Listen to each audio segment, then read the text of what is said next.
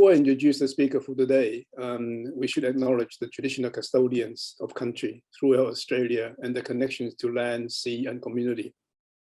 In fact, since some of us are based in territories such as America, Canada, and New Zealand that also have indigenous peoples, we should also acknowledge them as well. We pay our respect to the elders, past and present, and extend that respect to all indigenous people everywhere.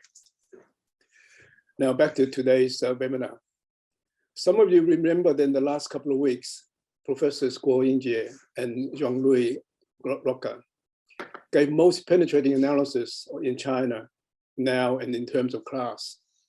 One question that we couldn't help asking throughout, or that I couldn't help asking throughout, was who's in charge? Which class is the dominant one in terms of numbers, power, wealth, and so on?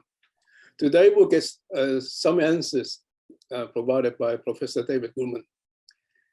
David is Professor of Chinese Politics and Director of the China Studies Center at the University of Sydney, which incidentally acts as host to this series of webinars.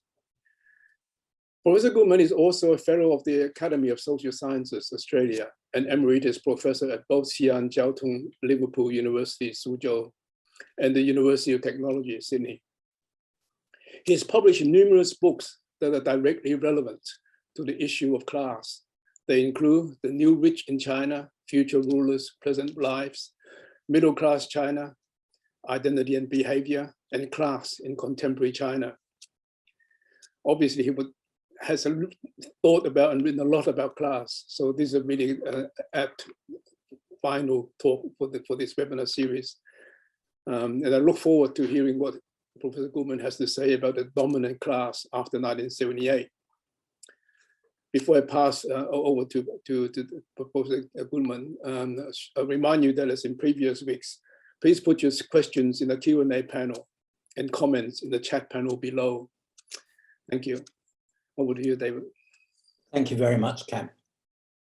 So the question today, as Cam says, is who makes the authoritative decisions in China, or at least who makes the authoritative decisions in China since 1978. Class is, of course, a highly contested concept in the social sciences. Marxists and Weberians have disputed what class is and how class should be conceived and how they interact. But basically, what we are talking about is the interactions of wealth, status, and power, particularly at the elite level, how they interact, and how over generations these inequalities or privileges of wealth, status, and power are maintained. So if we're talking about the dominant class, we have to ask, as we do with all classes, whether it's the middle class or the subordinate classes, we have to ask what constitutes the dominant class and how the various elements interact and what they do and how they do it. Now, I'm sorry, I seem to have lost that there.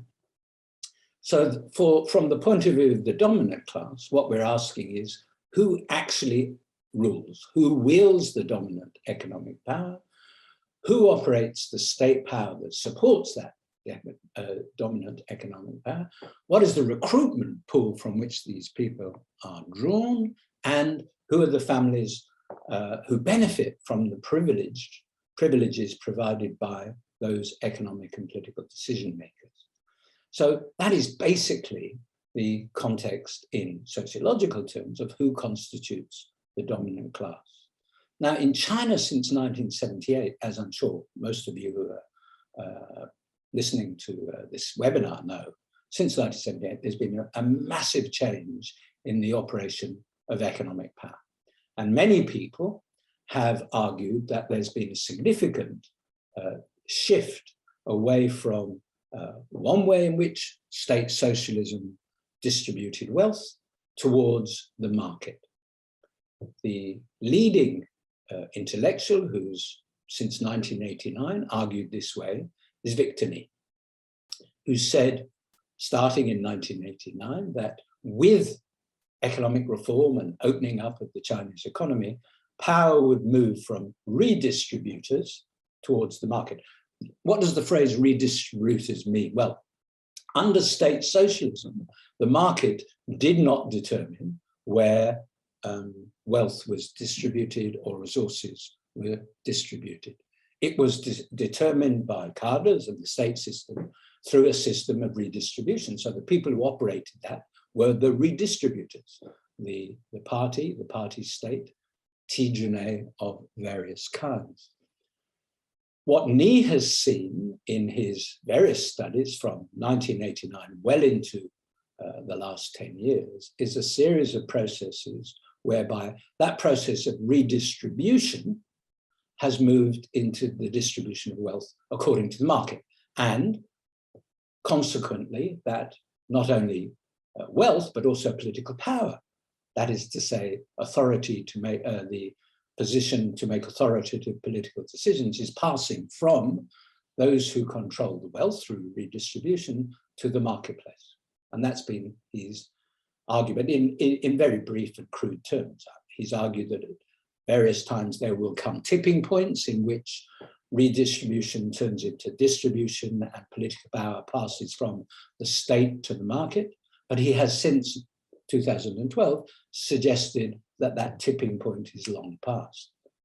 Of course, he doesn't have that stage completely to himself. And a number of people, particularly those in China studies, like Bien and Logan, Andrew Walder, Bruce Dixon, have all argued in various ways that actually that's a bit oversimplistic, that the state is so embedded in what happens in the transformation of an economy like China's, that for various reasons to do with cultural capital, in the case of Andrew Walder, or because of crony capitalism, that's to say the way the system changed and people went out from the state into the economy, according to Bruce Dixon and others, that the independence of the economic power from the state is by no means guaranteed. By far the most interesting argument, though, comes from Zeleny and Costello, Zeleny on his own. It was Zeleny who in the 70s and 80s came up with the theory of redistributors being the ones in power, as he saw in Eastern Europe reform communism before the fall of communism in Europe and the Soviet Union. He saw that it was the cadres and their children and technocrats who were benefiting from change, not the marketplace itself.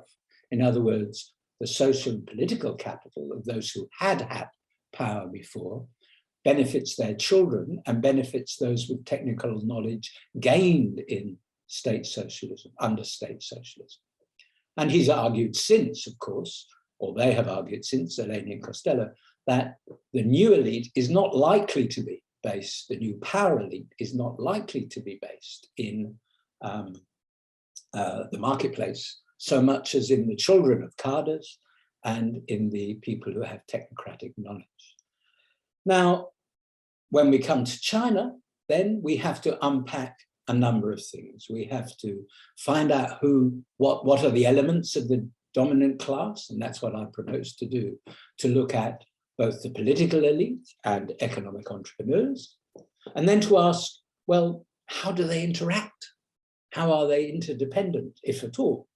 And as you can guess, I will be from what I'm just showing you on the screen, that the economic restructuring of the party state and the politicization of economic entrepreneurs suggests that these are not two separate entities, these two different aspects of the elite, but really a new and different emerging elite, which is completely interdependent. And then finally, I want to say something about the intergenerational transfer of privilege. I want to say something about the influence of pre-1978, that's to say from the establishment of the PRC until the opening up of the economy in 1978, the influence of that elite that came about then into the current era, but also more, perhaps more remarkably, I want to talk about the influence of social capital from before 1949. Of course, an elite is not a class, even in conceptual terms, but an elite might become a class. And that is what I think we're looking to find out here, whether the interactions of the economic and political elites in these 2 centuries are so intertwined that they are becoming a class. Okay, so let's move forward. So let's consider first the political elite. Who are the political elite? Well, some people would say it was the membership of the Communist Party of China, but that really is going a bit too far. 97 million people in 1.4 million people is not a small amount, and it's certainly not a large percentage, but it's really not the political elite. The political elite are really those who are leading cadres at central government level, in districts and departments, and at the county level. Altogether, there could not be more than 500,000 people, which is, you know, a sizable political elite by any standards, and a reasonable percentage too, if we're talking about a political elite. But it's interesting to bear in mind that the Communist Party of China has an ambiguous position in and amongst these leading cadres. Not everybody is a member of the Chinese Communist Party. Only about 38% of local cadres are actually, only about 62% of local cadres are actually members of the party. Others are usually members of the other democratic, so-called democratic parties, the 7 other so-called democratic parties, which are, of course, without any question, subservient to the Communist Party of China, but people are not members of them. And then, of course, in the elite, there are recruitment of specialists into government. Sometimes those people become members of the Communist Party of China, and sometimes they don't. This includes academics, they include economic entrepreneurs, and so on and so forth. So on and so forth. When we're looking at the evolution of the political elite since 1978, probably the starting point for understanding what has and hasn't happened are 2 things. One is the nature of the political elite before 1978, and then the other is, because of their nature, their educational development, the sociological development of the post-78 elite, particularly in terms of education. So let me just give you some background. The political elite that came to power in 1949 were very young, and they basically stayed in power until the eve of the Cultural Revolution. That was one reason, one could argue very easily, that Mao Zedong wanted to have a cultural revolution. He felt that the people who were opposing him, for one reason or another, had been there too long, they'd become a bit bogged down. He even veered towards the kind of Gilas new class interpretation to some extent of the party. But the people who were removed from office on the eve of the Cultural Revolution in 1966, 65, 66, were, and then over the next couple of years, were still quite young. And they were replaced by people who were their juniors, who also were still quite young. These were still the people who had fought the revolution before 1949, who'd been recruited in the 30s and 40s and had made successful revolution in 1949. And the age transfer in the Cultural Revolution was virtually zero. The people who took power as a result of, or the generational change was virtually zero. The people who took power during the Cultural Revolution were really not very different from the people they replaced during the Cultural Revolution. And when you had, after Mao's death, a kind of counter-cultural revolution, when Deng was restoring the party and restoring the party norms, he brought back from punishment and forced retirement and resignation and so on, almost all of those people who were still alive. So that between 1976 and 1979, you got a countercultural revolution. You got very many people who had been cadres, leading cadres, before the Cultural Revolution coming back into power. Now, what did that mean for the political leadership after 1979? It meant 2 things.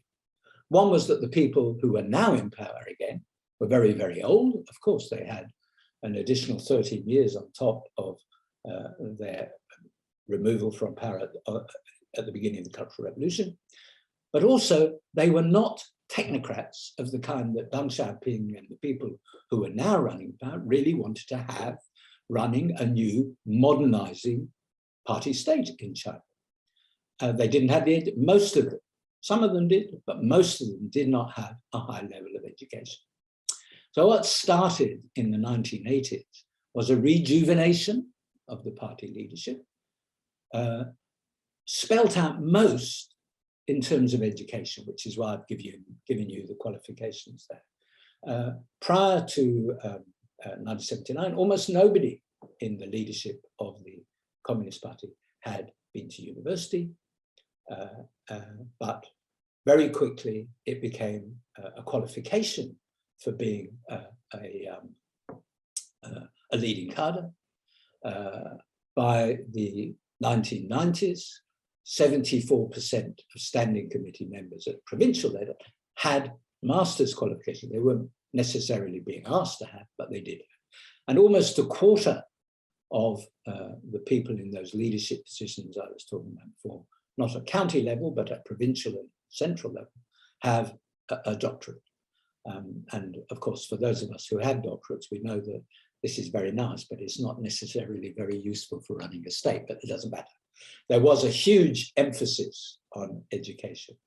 And indeed, Andy Walder has calculated that party members with college education were 26 times more likely to become a cadre than a non-party member with less than a high school education. So increasingly in the 80s and 90s, the political elite started to change quite dramatically.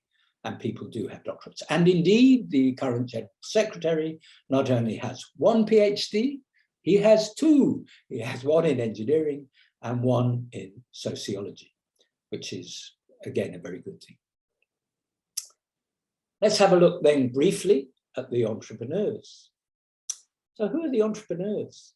Well, there's some very rich people about, there's no question about it. According to 2021 figures, there's 626 US dollar billionaires, and 5.3 million what's called millionaires. A millionaire in China is somebody who has 10 million Chinese dollars, not 10 million, not 1 million Chinese dollars, but those are just the way people present, like the Hurun report, which is the rich report from China, how they report the figures. So there's a sizable number of very rich people in China.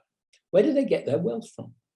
Do they get their wealth from private industry, which is what is sometimes said? Well, of course, that is not the case. One of the key aspects of enterprise development in China is its hybridity. Private enterprise has always, when it started in the 1980s, started small. And somebody might develop an enterprise, they might decide they wanted to have a small factory or produce honey or whatever.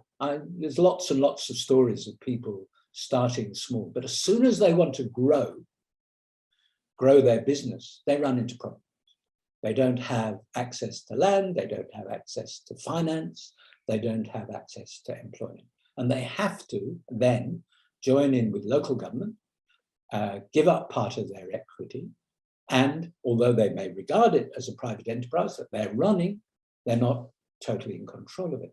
And that growth factor has been a major aspect of enterprise development in the post-reform era period, particularly in the era of market socialism. Market socialism was introduced round about 1993, and it stopped almost anything of any significance being a private enterprise on its own, as opposed to being a hybrid private-public enterprise. So in the first place, you get the restructure of state-owned enterprises. State-owned enterprises under state socialism were everything. That was all there was. But starting in the 1990s, you get state-owned enterprises selling off parts of their enterprise, basically. Take a massive iron and steel works of 129,000 workers, which dominates the landscape in a major North China city. No names, no factory, but this actually happened. They had schools, they had restaurants, they had factories for making glass bits, steel making special bits, so on and so forth. They had a transport company for moving bits about. All of that used to be part of the state-owned enterprise. What you do in restructuring is you hive off everything except the key steel-making element, stainless steel or whatever, in the case I'm thinking of, but could be anything. The transport company becomes a transport company. The schools become schools, private schools or private public schools. Because all schools in China are regulated, of course. The restaurants become, that were part of the state-owned enterprise before, become restaurants, and so on and so forth. For almost everything that was a workshop or a significant part of the enterprise. But they don't get made private. State-owned enterprises retain equity, sometimes total equity, in the enterprises they're offloading in that way. So that you might take a transport unit and say, okay, you guys, the managers, the workers, you used to work for this company, but now we're going to let you run yourself in the marketplace. You will be governed by supply and demand in the marketplace. And of course, we will take 50% of your profit. And that's how it worked. The number of state-owned enterprises was dramatically reduced through this period, starting in 1998, roughly. But the resultant enterprises that came about from state-owned, the restructured state-owned sector, were not all by any stretch private enterprises. Some remained public sector enterprises, some became corporate, shareholder-based, a few became private enterprises, and some even became foreign invested joint venture enterprises. But chances are that most of them had stock equity held by the original state-owned enterprise. So you get a very complex enterprise structure in which there is very little private wealth, although some people might regard themselves as private entrepreneurs. You also get a system in which the managers of state-owned enterprises and state-owned enterprise startups or fly-offs are also to be regarded as entrepreneurs. And certainly many of the most successful entrepreneurs in China in the last 40 years, last 30 years, have come out in that way. I mean, Wahaha, the drinks company, started in that way. And one of the things that's really interesting about this, it means that in lots and lots of ways, the origins of entrepreneurship lie in the state and are subject to the party state. Li Chunling, who's at the Chinese Academy of Social Sciences Institute of Sociology, has long argued that, okay, you look at entrepreneurs in other countries and you say they're the capitalist class, but our capitalists, he said, are subservient to the party state. And therefore they shouldn't be regarded as the dominant class, they should be regarded as the middle class, part of the middle class. Well, certainly that's true, I think, in lots of other ways, but there is, for most of the less scale, not so very large entrepreneurs, that might well be the case. Okay. More interesting, though, is the question of interdependence between these two elements of the dominant class. As I've already hinted, the restructuring of the state sector, the development of the economy in the 1990s and into the 2000s is very much a story of the economic enterprise coming out of the state and the entrepreneurs coming out of the state. By 2007, 51% of entrepreneurs had actually been working in the state sector before 2000, by 2007. And about 20%, about 1 in 5, had been leading in the state sector. That's quite a significant proportion. My two favorite sociologists in China, Zhou Xiaohong at Nanda and Sun Liping at Tsinghua, have both commented on this. There's a quote here from Zhou Xiaohong, who talks about the upper capitalist class and a fraction of the middle class in society have come from the former power sector, and their wealth has been acquired through unfair competition or the utilization of the loopholes in the state system and policies. And as a matter of fact, it's these group of people, whilst they're small in number and proportion, they own a great part of the social wealth. That's quite a hard-hitting statement. Sun Liping, who's at Tsinghua, and who, by the way, was Xi Jinping's sociology PhD supervisor, is even more hard-hitting. He has described the path dependence of political power as the license to do evil, the way that the state sector has created a hybrid economy, which is subject to all kinds of dysfunctionalities. And in fact, he would argue, and has argued, that the growth of the wealthy in this way hampers the expansion of the middle class. In the recent book that has caused this series of 3 webinars, together with Mark Fletcher, Jean-Louis Roca, Yingjie Guo, Bebe Tang, and I, we've suggested that the middle class is actually the lower part of the current middle class, is actually the lower part of the dominant class, of the ruling class. It's not the kind of independent middle class that theory would suggest, and Victor Nie's theories in particular, would suggest might have an independent political existence. In addition to the cadres becoming entrepreneurs, you have the other side of the process of interdependence, the politicization of entrepreneurs.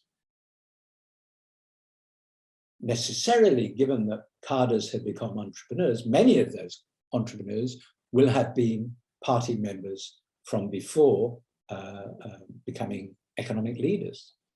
And that's clearly the case. But in addition to that, and I'll show you those numbers in a minute, in addition to that, if an entrepreneur has made it successfully in their locality, they're encouraged to take on what might be described as party state roles, to be delegates to People's Congress and People's Political Conferences at the local level, at the national level, at the provincial level.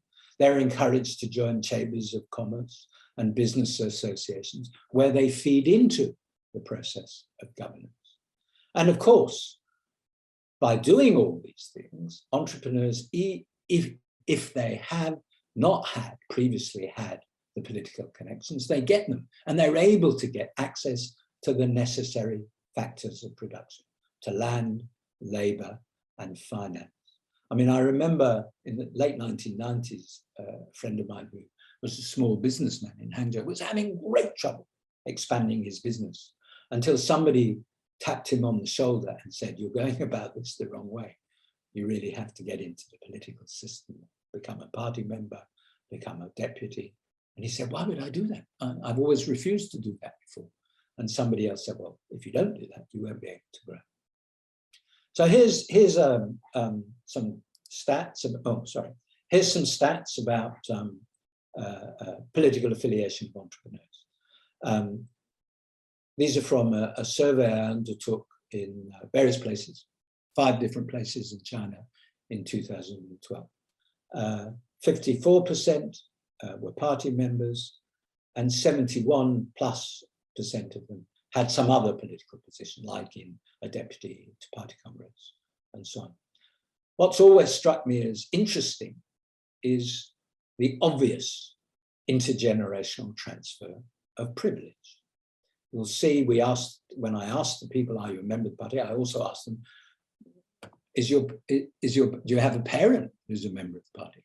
And almost 80% of them do. I mean, I've encountered many times in interviewing entrepreneurs in China, a phenomenon where you say to them, are you a member of the party in a village?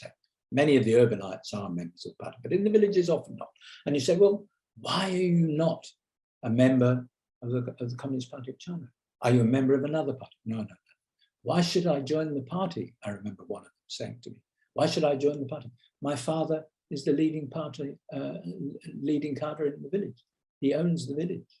And there is that kind of attitude that goes on. And the intergenerational transfer of privilege is really something I would stress very strongly and would probably almost want to end on. The dominant class after the Cultural Revolution immediately had two groups of people in it, as I was explaining before, who had come through the Cultural Revolution in different ways. Professionals were always encouraged to join the party, even before the Cultural Revolution. And one of the most interesting features of sociological change in the Cultural Revolution is what didn't happen. If you were not a political animal, but a professional who had been asked to join the party state and not join the party before the Cultural Revolution, you were almost certain to be able to go through the Cultural Revolution unscathed and to continue in your job and indeed to expand and develop afterwards. I mean, when I say unscathed, I don't mean that you weren't subject to the storms and weathers of the Cultural Revolution, but you were not sent to the pigsties or stopped doing your work. You were just harangued in other ways. The revolutionary generation, for their part, were punished. The people who had made the revolution were punished, and were the original 1949 to 1978 political elite, were punished. And then, of course, they were brought back again immediately after the opening, with the start of reform and openness, or shortly before and shortly afterwards. It's their children, in both those cases, who are really taking, in many ways, the benefit of what their parents did in the 1949 to 1978 period. No question. There is a myth of modernization, which is very strong, particularly in China, which is that education is the way you get social, the way you generate social mobility. It's not confined to China that people think that. People think that a university education is a ticket to a better life. Work by other economic sociologists and various other people, sociologists, have shown that not to be the case. Gregory Clark, who's at University of California, Santa Cruz, has written a book called The Sun Also Rises, S-U-N. He's used a pun on the Hemingway book because that's how he writes his books. But what he shows very carefully there is that in most advanced industrial countries in the world, 74% of the population do not benefit from education. It's, social immobility attaches to the 74%. 26% are socially mobile, 13% up and 13% down, which when you think about the myth of modernization, which is go to university and you'll go up in the social hierarchy, is not very much at all. Equivalent figures for China are less even than in the rest of the world. It's about 16%. And one of the reasons for that, of course, is that university places, even now, are somewhat limited to about 27% of the secondary school population in China. But in 1980, at the start of this whole process of opening up and reform, it was something like only 800,000 people in the whole population. It's now about 42 million who went to university. So the myth is there, it's very strong, it drives people forward, but it doesn't actually deliver. And if we look at how socioeconomic positions have been determined for the generations after 1980, we see that the privileges go to parents' income, level of education, occupation, and party membership. That is to say, the people who were, or the children of the people who were, or in some cases now the grandchildren of people who were, the economic and political elites of the first 30 years or the first 20 years of the People's Republic of China. Here's some figures here that I've given you from a recent survey. Andrew Lee, who's currently a member of parliament in this country, did some work with people from Beida, Peking University, which showed that a daughter is near certain to follow her father's occupation and social status, and boys are 74% likely to follow the father's occupation and social status. Many provincial, the children of people in senior leadership positions have senior leadership positions themselves. And in fact, the large and medium-sized state-owned enterprises are largely dominated by the children of people who had senior leadership positions in the old system, and even now, of course. More interestingly, perhaps, 6,000 plus senior state-owned enterprise senior executives had children, immediate family, living overseas. I've always found that strange, that a Communist Party state would allow that, but they do.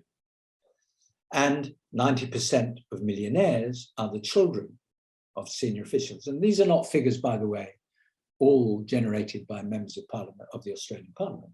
Some of these figures are from sources generated within China. One of the most interesting things I found in my own research of local cadres was that there was a 3-generation pattern of local cadres.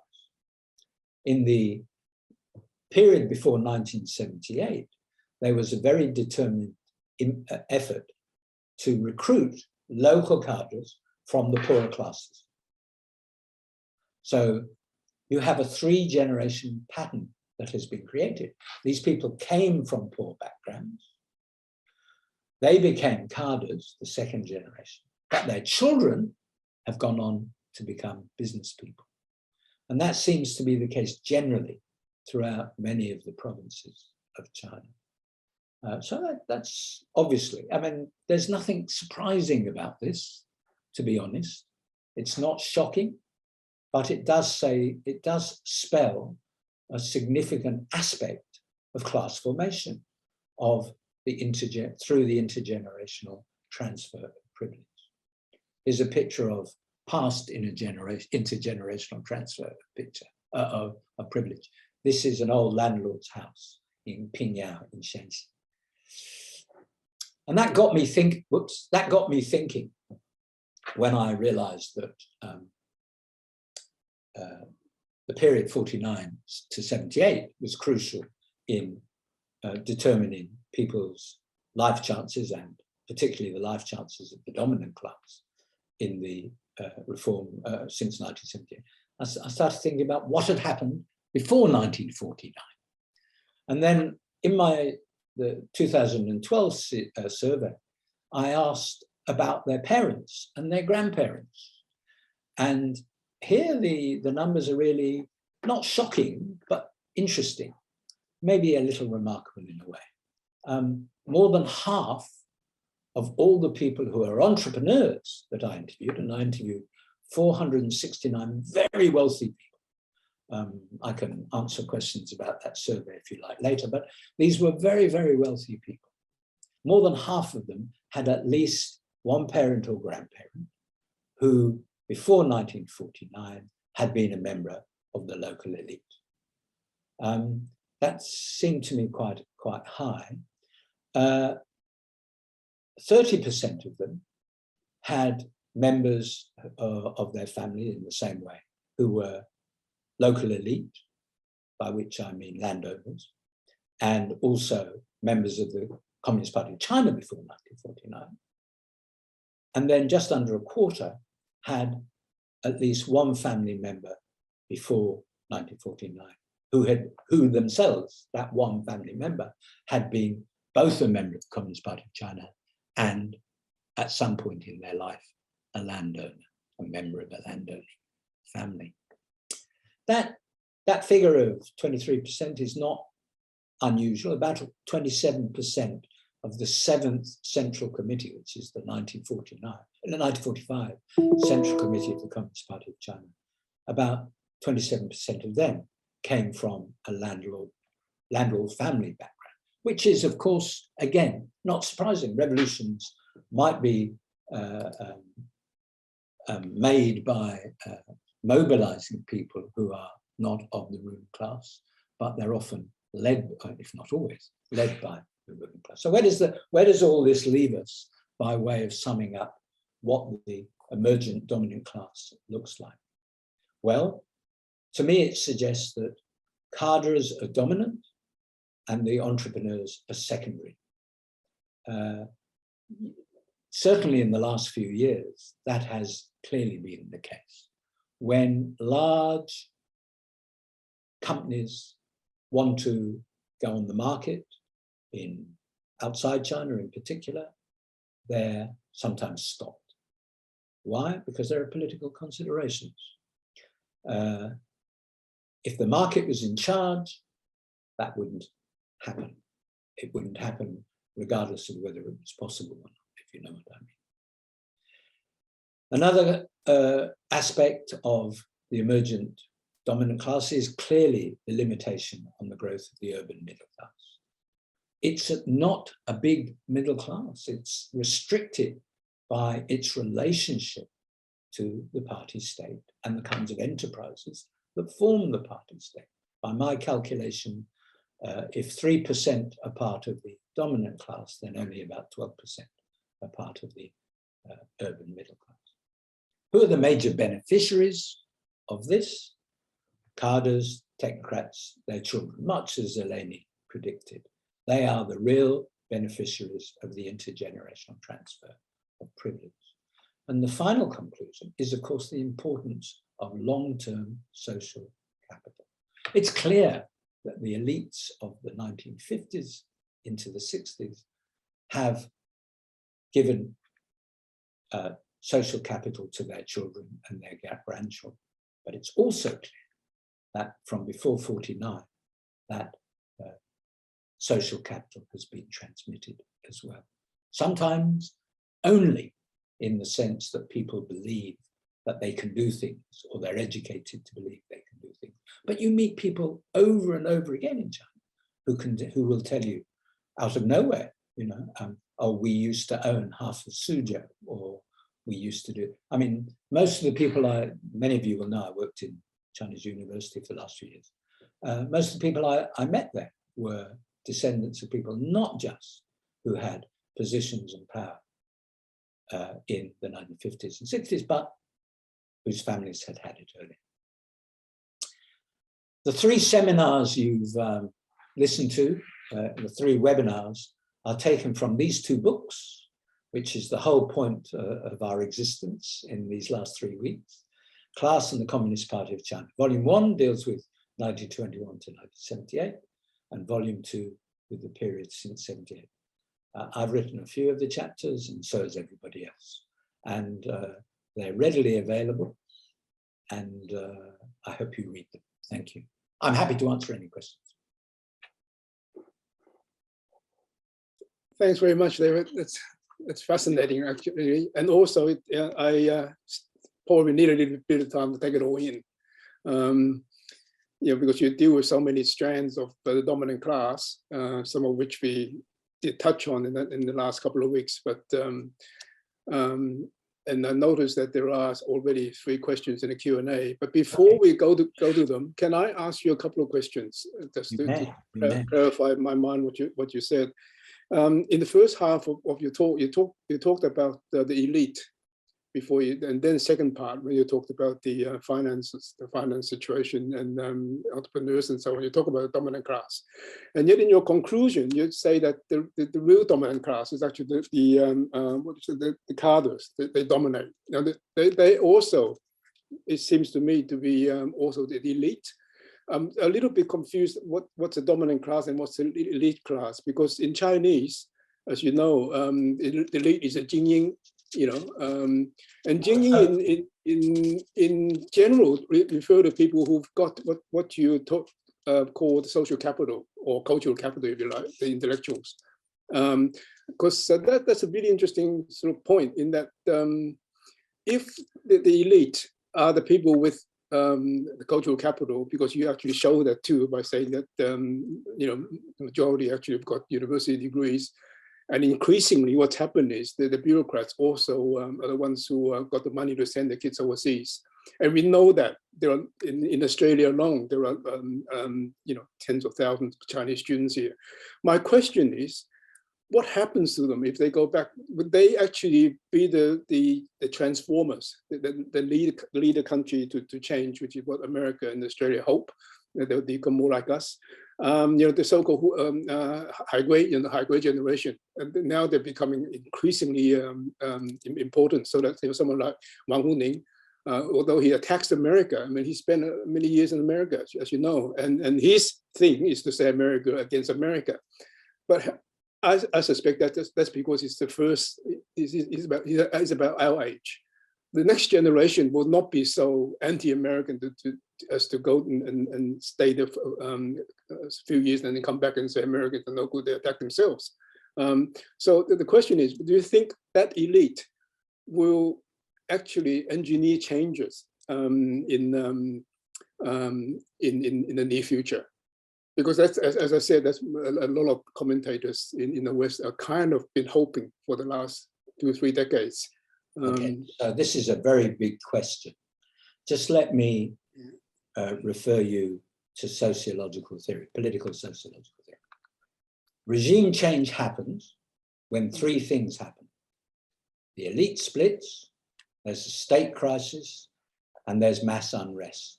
And they all have to happen together. I mean, it seems silly to put it down so simply, but Jack Goldstone and various other people had a project 20, 30 years ago, which showed how regime change had happened in all the countries where it had happened up to that time. And this was the recipe. Now, if the elite, the leadership in China stays united, this will not happen. And that will be so regardless of state crisis or mass unrest. Now, what you're suggesting is that these people going back to China, or those people being educated in China by foreigners, may actually change a mindset. Well, I think the mindset of the Communist Party of China has changed. It certainly, in some ways, become more totalist. There's no question about it. Yeah. But it's also changed to understand more about the West. Your point about Wang Huning is very interesting. It's possible to be anti-American in the sense of being against American economic imperialism and the actions of the American state, and to like baseball and basketball and American music, you know? Yeah. As you know, yeah. I love 1936 music from the United States. Do I like what the American government does? No. I don't think knowledge of countries necessarily creates a recipe for change. I have met many people in China who think that being told what to do by anybody, any official, is not a good thing. At the same time, they're not necessarily inherent liberal Democrats. So where is this going to come from? I just think, I just think it's wrong. Actually, I think it's fundamentally flawed for one country to dictate to another country how it should change its political system. I don't think it's flawed for one country to say to another country, I do not approve of what you do to your minorities, or I do not approve of what you do to your women. But I do think it's a wrong move to say, to tell another country how it's governed. I agree totally. Yeah. I'm not suggesting that what some in America and Australia hope is a good thing, you know, and I'm not suggesting that regime change is a good thing for China. All I'm saying is, like during May 4th, you know, the elite then, many of them were not in political, had no political power or financial power, but the elite then actually changed China more than China's changed for hundreds of years, as you know. That was the only thing, my only kind of interest in what you thought about that. Oh, okay. Well, the other thing I'd say about what you said before is, please don't call the elite an elite class. An elite is an elite. Right. Class is different. And if elite, my argument in one of these books, in the last chapter of the second volume, is if the elite has formed a class with intergenerational transfer of wealth, status, and power, which I think it has, then you can talk about a class. But elite is, you know, is a position in society. Terrific. Yeah. Okay, that answers my question. Thanks.